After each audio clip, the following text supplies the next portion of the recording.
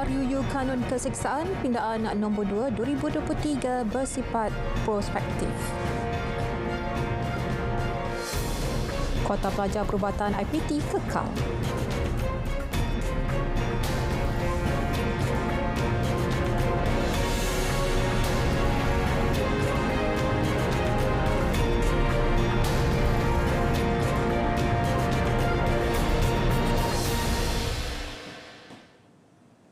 Assalamualaikum dan salam Malaysia Madani. Anda bersama saya Miza Yusri Muhammad dalam Berita Parlimen.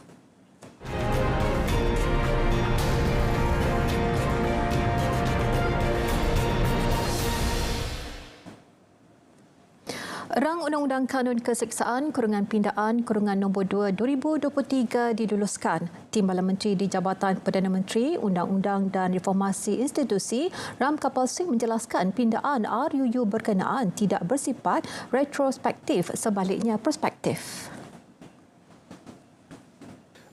Ada yang tanya sama ada pindaan-pindaan ini bersifat retrospektif. Ianya tidak bersifat retrospektif, ianya bersifat prospektif. Maksudnya semua kes yang dituduh ataupun yang dituduh sebelum penguatkuasaan pindaan-pindaan ini masih dikekalkan, masih akan diteruskan. Tapi from the date of the pindaan itu akan dimansuhkan. Pindaan RUU berkenaan antara lain bertujuan menyahjenayahkan cubaan bunuh diri sebagai suatu kesalahan jenayah. Jelas rang kapal jumlah individu yang dipenjara bagi kesalahan cubaan bunuh diri di bawah Seksyen 309 sejak 2004 hingga tahun lepas adalah 3 kes. Secara dasarnya, pemansuhan Seksyen 309 Akta 574 akan menjadi anjakan dalam usaha mencegah kes bunuh diri di Malaysia bagi menggalakkan mereka yang terkesan tampil ke hadapan untuk mendapat bantuan. Ia sekaligus menghapuskan stigma terhadap perbuatan bunuh diri dan seterusnya menurunkan kadar kematian bunuh diri. Sementara itu, dalam usaha menangani masalah mental yang boleh membawa kepada insiden cubaan bunuh diri, Ram Kapal memaklumkan pelbagai akses kesihatan telah disediakan oleh Kementerian Kesihatan. Kerajaan melalui Kementerian Kesihatan KKM telah menyediakan perkhidmatan kesihatan mental di 1,161 klinik kesihatan, 60 buah hospital dan 30 buah pusat kesihatan mental masyarakat ataupun disingkatkan namanya Mentari, MENTARI. Juga 4 institusi mental yang meliputi aspek promosi, pencegahan, pengesanan awal dan rehabilitation. KKM juga telah menambah baik perkhidmatan kesihatan mental di klinik kesihatan premier dengan meningkatkan accessibility perkhidmatan kesihatan mental kepada kanak-kanak dan juga remaja menerusi klinik mesra remaja. Selain itu, perkhidmatan kaunseling di peringkat kesihatan premier turut diperluas melalui penempatan 200 pakar kaunseling secara kontrak. Pada masa yang sama, terdapat NGO yang turut menjalankan perkhidmatan kaunseling dan sokongan psikologi sosial di peringkat komuniti. Baik, terdahulu menerusi sesi perbahasan RUU berkenaan, beberapa ahli Dewan menjelaskan terdapat pelbagai faktor mempengaruhi cubaan bunuh diri, terutama sekali akibat kesan psikologi dan persekitaran. Jika seseorang yang menghadapi tekanan mental dan cuba bunuh diri di bawah akta yang lama, mereka akan digolongkan sebagai penjenayah dan pengungkapan ini menghalang mereka daripada mendapatkan bantuan dan melambatkan intervensi untuk pencegahan bunuh diri. Tan Sri Yang di-Pertua, terdapat beberapa faktor yang mempengaruhi keputusan bagi seseorang untuk melakukan percubaan bunuh diri. Selalunya, ia berpunca daripada kesakitan psikologi yang terlampau dan keputusasaan yang tidak dapat dielakkan. percubaan untuk melakukan bunuh diri merupakan satu penyakit dan perlu ditangani dengan ihsan, bukan hukuman, perlu ditangani dengan rawatan, bukan penjara. Pemansuhan Seksyen 309 ini juga merupakan pengiktirafan bahawa percubaan untuk melakukan bunuh diri adalah akibat ataupun dengan izin outcome dan penyebab-penyebabnya perlu ditangani. Mengikut statistik yang telah saya baca, hampir 500,000 rakyat Malaysia mengalami gejala kemurungan tinjauan kebangsaan Kesihatan Mobiliti 2019. Ini menunjukkan hampir 1/3 orang dewasa mengalami masalah kesihatan mental. Situasi ini amat membimbangkan. Gejala kemurungan ini kadang-kala sukar untuk kita perasan. Mereka yang menghadapi biasanya tidak menunjukkan apa-apa perubahan sikap. Bila kita melihat mereka, boleh kata kita boleh bertepuk tampar. Tetapi emosi mereka sangat tidak menentu. Dan seperti yang kita ketahui, dalam Islam ini membunuh diri adalah perkara yang kecil dan berdosa dari segi syariah. Pembuatan bunuh diri merupakan sebuah kesalahan yang sangat besar. Saya percaya berbagai kajian dan perbincangan telah dilaksanakan sebelum pindah ini diusulkan. Saya juga difahamkan bahawa kerajaan telah meminta pandangan daripada berbagai pihak yang berkaitan, termasuk pejabat mufti wilayah persekutuan. Dewan Negara turut meluluskan rang undang-undang RUU Kanun Tata Cara Jenayah Kurungan Pindaan Kurungan nombor 2 2023. Menurut Ram Kapal Singh, RUU yang dibentang bertujuan untuk meminda jadual pertama kepada Akta 593 yang berbangkit daripada pindaan yang dibuat kepada Seksyen 305 dan 306 Kanun Keseksaan iaitu Akta 574 dan pemotongan Seksyen 309 Kanun Keseksaan. Di bawah kanun keseksaan, di bawah Seksyen 107, terdapatnya satu seksyen untuk merangkumi accomplice ataupun persubahatan. Itu bermaksud bahawa undang-undang jenayah telah pun mengiktirafkan ataupun dengan izin sekali lagi, recognize accomplices. Ini adalah satu perkara yang sudah lama diguna pakai di dalam di bawah undang-undang jenayah. Jadi itulah yang Seksyen 305 dan 306 ini menjurus kepada. Ianya adalah berkenaan dengan isu persubahatan ataupun an accomplice. RUU itu juga antara lain untuk memansuhkan persubahatan pelakuan cubaan bunuh diri kanak-kanak atau orang yang kurang keupayaan mental atau mana-mana orang sebagai suatu kesalahan jenayah. Berdasarkan taksiran tersebut, saya dengan tegas berpandangan bahawa sebarang bentuk pengabaian ibu bapa atau penjaga terhadap kanak-kanak termasuk mengongkong serta apa jua perbuatan yang menyeksa emosi adalah dikira dengan dorongan kepada cubaan bunuh diri yang dilakukan. Sebab itu saya fikir kerajaan mesti memikirkan satu mekanisme lah supaya memberi dorongan supaya lebih ramai doktor-doktor ni bila nak pergi kepada peringkat spesialis atau sub-spesialis, biarlah memberi satu dorongan, insentif sama ada keuangan ke, kemudahan kerja ke, kemudahan tempat kerja ke, kemudahan tempat tinggal dan sebagainya. Jadi bukan menghukum lagi, kerana buktinya adalah kita sudah ingin delete ataupun menghapuskan 309, Seksyen 309 Penal Code ini. Ini adalah sesuatu yang baik untuk kita, untuk rakyatlah yang tertekan.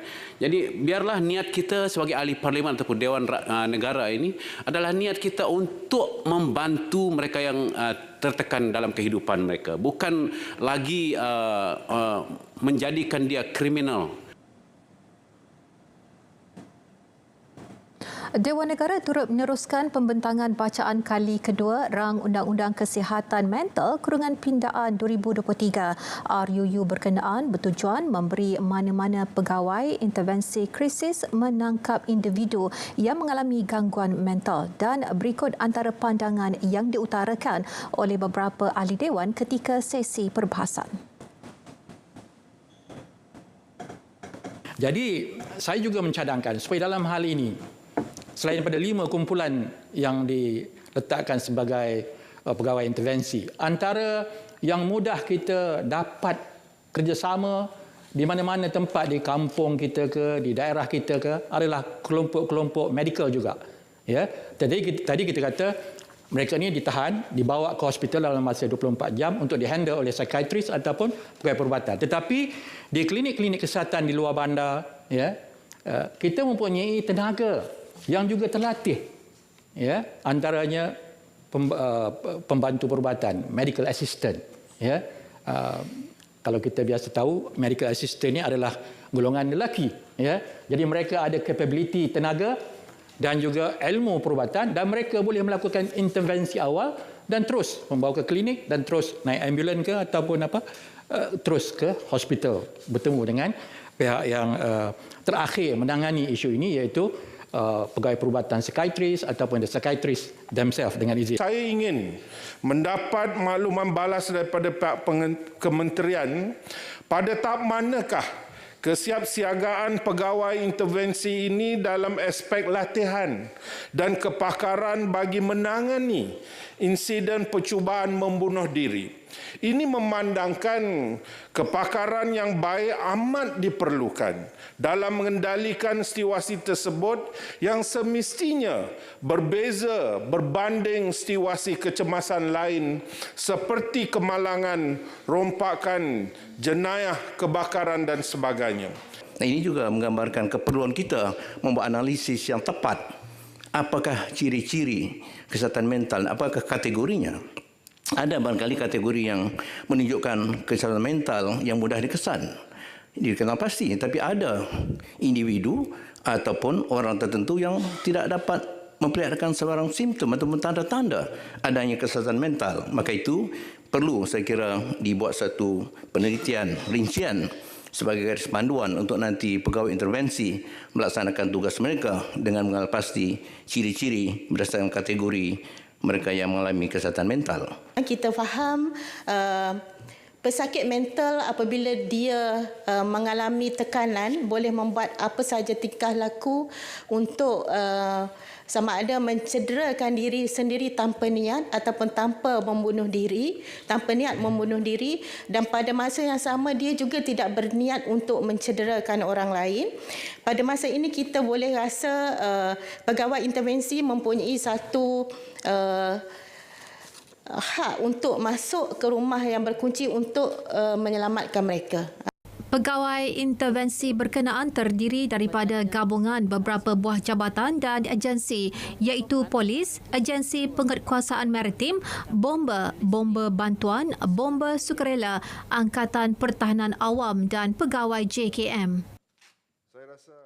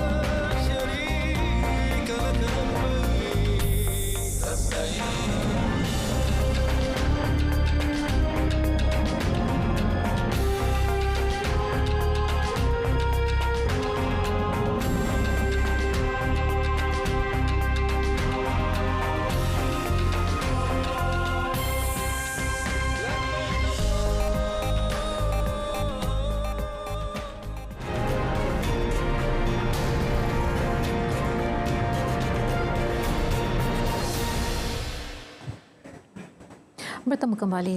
Kuota pengambilan pelajar perubatan di institusi pengajian tinggi tempatan dikekalkan 4,820 setahun. Bagaimanapun perbincangan bersama jawatankuasa khas Kementerian Kesihatan akan dipergiat bagi meneliti penyelesaian isu lambakan graduan jurusan berkenaan. Ia juga bagi memastikan peluang pengajian jurusan itu ditawarkan pada kos berpatutan. Kementerian akan terus kekalkan jumlah yang telah kita tetapkan kerana antaranya permohonan ramai untuk mengambil jurusan perubatan dan kadar yang ditetapkan untuk universiti tempatan adalah murah. Maka dengan demikian kita sebenarnya melakukan pendemokrasian pendidikan. Kita membenarkan membolehkan ramai mohon untuk ambil perubatan. Jadi kalau kita kurangkan dalam negara, maka sudah tentulah terpaksa ada ramai yang kena pergi luar negara dan kosnya sangat tinggi. Kedua, pelaburan yang besar yang telah kerajaan buat nak pastikan kita dapat melahirkan doktor tempatan. Dan saya percaya IPTS pun yang membina hospital dan sebagainya, hospital mengajar, membelanjakan lebih 500-600 juta. Takkan kita nak menyejaskan itu. Dan yang ketiga, keyakinan kita. Kita berkeyakinan bahawa sistem kita boleh melahirkan pelajar yang baik termasuk dalam bidang perubatan. Jadi Yang Berhormat, saya beri jaminan kita akan jaga semua ini. Berdasarkan data Kementerian Kesihatan tahun lalu, jumlah graduan perubatan tempatan seramai 3,934, manakala graduan luar negara 4,875. 80.6% calon peperiksaan CJ Pelajaran Malaysia SPM 2022 mempunyai tahap penguasaan minimum dalam menjawab soalan kemahiran berfikir aras tinggi KEBAT. Justru Kementerian Pendidikan akan terus memperkasa kemahiran tersebut bagi memastikan murid tidak hanya menghafal, malah menguasai kemahiran berfikir secara kritis dan kreatif. Soalan berunsur KEBAT diperkenal dalam pengajaran dan pembelajaran serta pentaksiran bilik darjah menerusi pelbagai modul. Bagi memastikan murid sekolah rendah menguasai literasi dan numerasi, KPM telah melaksanakan pelbagai inisiatif, antaranya ialah program pemulihan khas. Murid yang telah dikenal pasti belum menguasai kemahiran asas 3M ditempatkan di kelas pemulihan khas semasa mata pelajaran bahasa Melayu atau matematik diajar di kelas aliran perdana.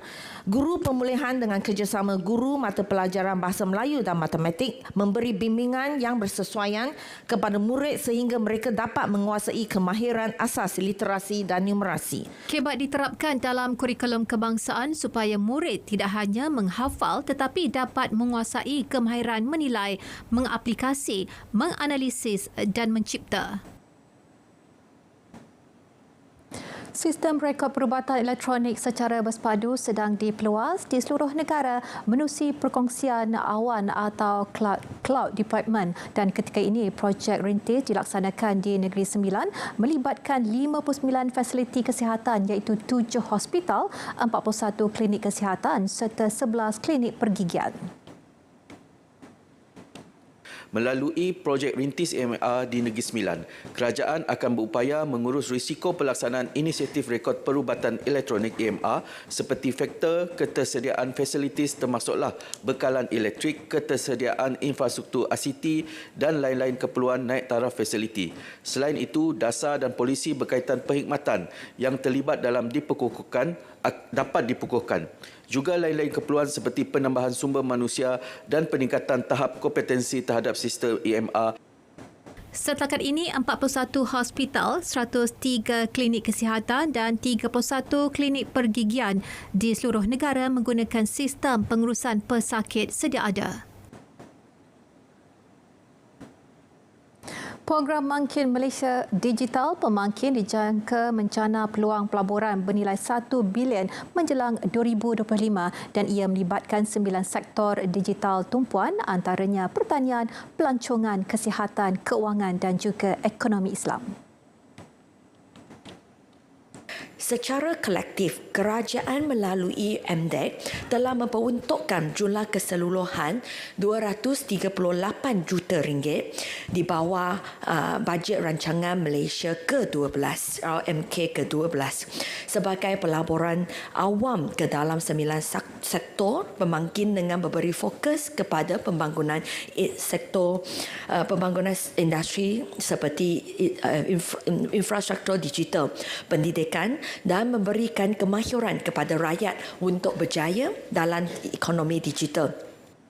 Sebanyak RM45 juta daripada jumlah peruntukan digunakan bagi meningkatkan kebolehupayaan teknologi, manakala 50 juta lagi diperuntukkan melalui geran padanan digital.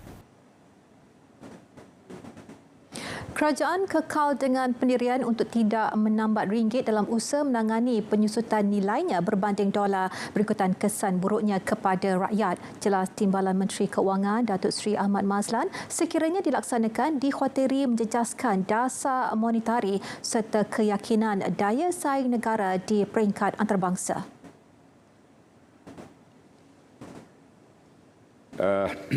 Saya ingin maklumkan di sini bahawa kerajaan tidak bercadang untuk menambat nilai ringgit sebagaimana yang telah dilakukan sebelum ini. Pada tahun 1998, nilai ringgit ditambat 1 USD kepada RM3.80.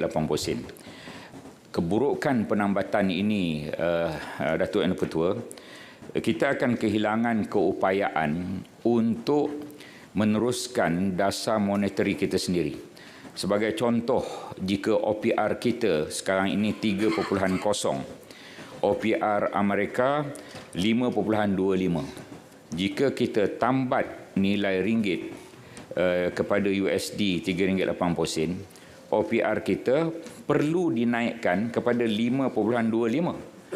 Alangkan OPR kita 3.0 pun rakyat sudah merasa amat tidak selesa.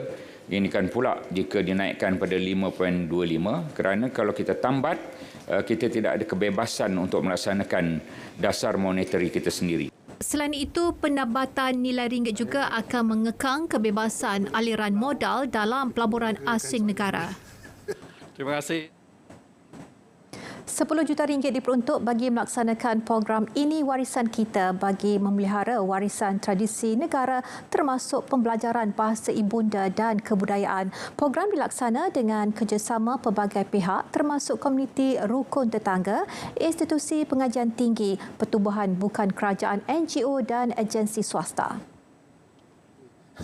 Ya, jawapan ringkas Yang Berhormat. Kementerian Perpaduan juga sentiasa memainkan peranan bagi memastikan warisan negara terpelihara serta perpaduan masyarakat dapat diperkukuh. Pelbagai etnik. Kementerian juga telah menganjurkan program secara khusus bersama masyarakat Siam, iaitu program warisan masyarakat Siam Kelantan. Program tersebut bertujuan memberi pendarahan dan pengetahuan berkaitan adat resam, budaya. Program semua ini akan diteruskan dan dipergiatkan lagi bagi memastikan kesanah dan warisan budaya setiap kaum negara ini terus kekal dan dapat diwarisi kepada generasi yang akan datang.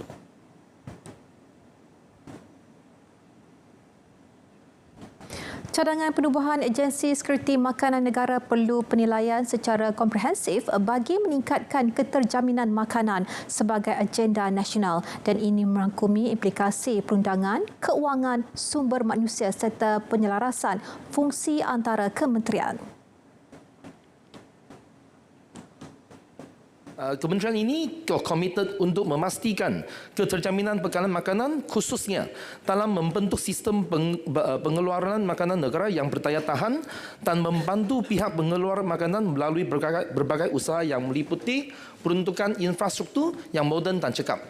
Pemberian insentif, sokongan dalam bentuk khidmat nasihat dan teknikal, geran, dana pembiayaan, pengecualian cukai, subsidi dan akses pasaran serta padanan perniagaan seperti Kajian Blueprint Sekuriti Makanan Negara turut memperincikan mengenai keperluan penubuhan serta peranan agensi sekuriti makanan dengan lebih holistik.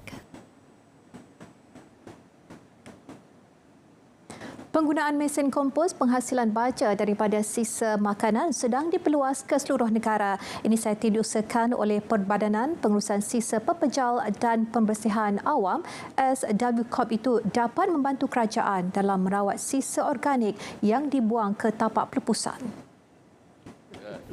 Mesin kompos berskala kecil turut ditempatkan di sekolah dan 5 pusat komuniti sifar sisa bagi memberi pendidikan awal dalam membudayakan amalan kitar semula. Kita tekankan sekarang ini jangan hanya cakap soal sisa pepejal secara umum, tapi kita cerakinkan lagi, pecahkan lagi. Maka sebab itu dia lebih berbentuk strategik kepada bagaimana untuk kita kawal di punca berlakunya sisa pepejal itu. Bila kami sebut soal bagaimana kita letakkan di PPR, hasil baja kompos itu diguna pakai di kebun komuniti di PPR tersebut. Jadi berbentuk ekonomi kitaran di lokaliti yang kita buat. Jadi sebab itu pendekatan mesin kompos ini untuk mengawal hasil sisa pepejal itu kurangkan supaya ada manfaat dalam kitaran ekonomi kita. SWCOP, agensi bertanggungjawab mengurus sisa pepejal di 7 negeri yang menerima pakai Akta Pengurusan Sisa Pepejal dan Pembersihan Awam 2007, Akta 672, antaranya Kuala Lumpur, Putrajaya, Johor dan Melaka.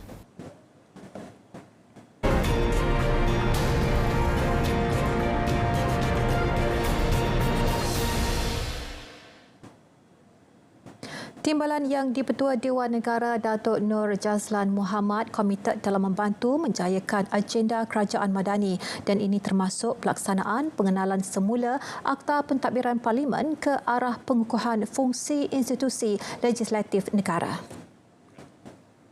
Dengan sesungguhnya bersumpah. Fokus itu senada dengan usaha reformasi Parlimen yang digariskan Yang di-Pertua Dewan Negara Tan Sri Dr. Wan Junaidi Tuanku Jaafar.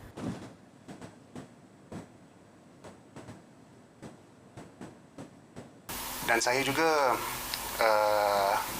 bertujuan untuk membantu Yang di-Pertua Datuk Sri Wan Junaidi untuk melaksanakan agenda kerajaan yang telah ditetapkan oleh beliau dalam ucapan beliau semalam, iaitu untuk melaksanakan Akta PSA Parliamentary Services Act untuk mengembalikan semula kuasa kepada Parlimen untuk menentukan hal ehwal pengurusannya. Saya juga akan membantu Yang Berhormat Tan Sri untuk memperkasakan lagi select komiti ataupun komiti-komiti khas yang telah ditubuhkan oleh kerajaan untuk memberikan accountability yang lebih tinggi kepada kementerian-kementerian yang terlibat selaras dengan mandat yang diberikan oleh rakyat kepada kerajaan perpaduan, kerajaan madani pada hari ini. Semalam, Datuk Nur Jazlan dipilih timbalan Yang di-Pertua Dewan Negara selepas mendapat 43 undi.